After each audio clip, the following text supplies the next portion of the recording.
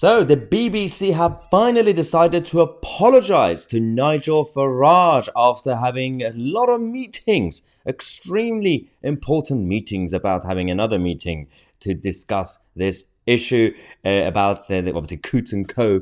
That cancelled Nigel Farage, owned by the NatWest Group, and the whole saga that we've been talking about for the past couple of weeks now. And one of the main issues was the fact that when the whole thing was reported, the BBC... there was an allegation of collusion between the BBC and Coots & Co. And then we discovered that the night before, the BBC and Simon Jack decided to tweet out essentially his accusation or his judgment, is saying that, well, Nigel Farage's account was cancelled because he doesn't have enough money in his bank account. That was coincidentally the day after Simon Jack was at a dinner, BBC correspondents' charity dinner, sitting right next to the boss of the bank, the NatWest Group. So there was all these allegations and obviously calls for investigations. And now we finally have Simon Jack speaking out. Finally, he's been very quiet for the past few days. He said just now that the information on which we based our reporting on Nigel Farage and his bank account came from a trusted and senior source. However, the information turned out to be incomplete and inaccurate. Therefore, I would like to apologise to Mr. Farage. So that's the first apology. We also have a statement from the BBC, the actual corporation, but Nigel Farage also had a reaction just now to Simon Jack's apology. Well.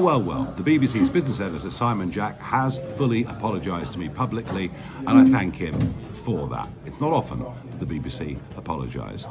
I've also got a letter I've just received from Deborah Turness at the BBC. I'm going to absorb it and talk more about that at 7 o'clock tonight on GB News.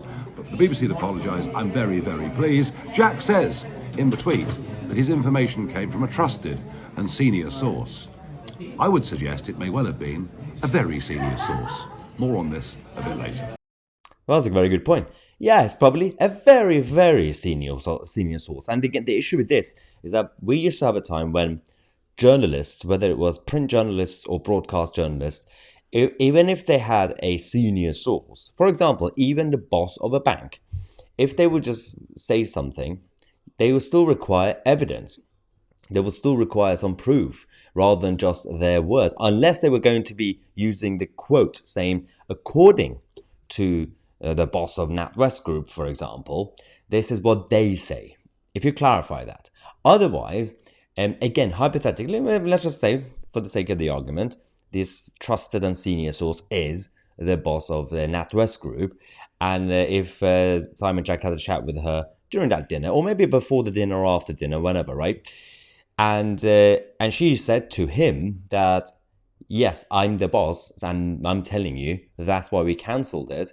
That's still not enough proof. It's like saying, well, the president or prime minister, or actually the prime minister in 2003 told us that Saddam Hussein was hiding something very extremely dangerous, right?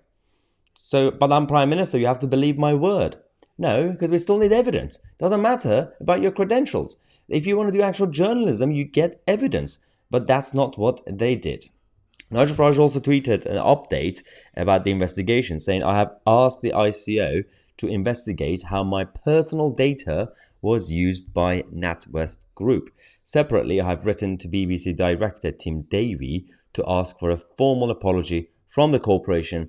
The government has also called a meeting with bank bosses after account closure. And so this was just before the apology that came out. We also now have a statement from the BBC, as well as Simon Jack's, obviously, and his tweet.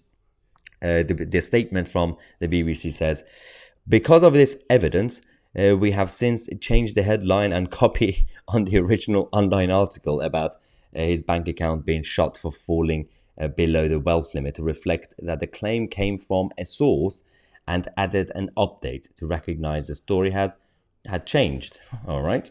We acknowledge that the information we reported that Coots' decision on Mr. Farage's account did not involve considerations about his political views, turned out not to be accurate, and have apologized to Mr. Farage. Oh, the wording of these statements is brilliant. It's absolutely astonishing. Again, just like what I said about the statement that came from Coots & Co. or NatWest Group a few days ago, their apology. This is the same thing. They're getting all the expensive lawyers and the PR officers, and they're probably using AI chatbots to find the right words and to make sure everything carefully worded. It's just not genuine. It is not genuine. None of this is. The only reason they're doing this is because they got caught out, and it is absolutely impressive the platform that Nigel Farage has, because when other people got into trouble before without actually even doing anything in terms of any criminal activity, you had people like Katie Hopkins and Tommy and many others who got cancelled.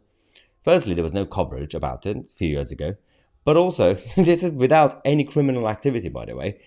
But they didn't have the bigger platform that Nigel Farage has. So it's impressive, by the way, that Nigel managed to get cancelled, and he uncancelled himself single-handedly. But of course, with the support of a lot of his supporters and the new media outlets that reported on this initially, we put pressure on the establishment.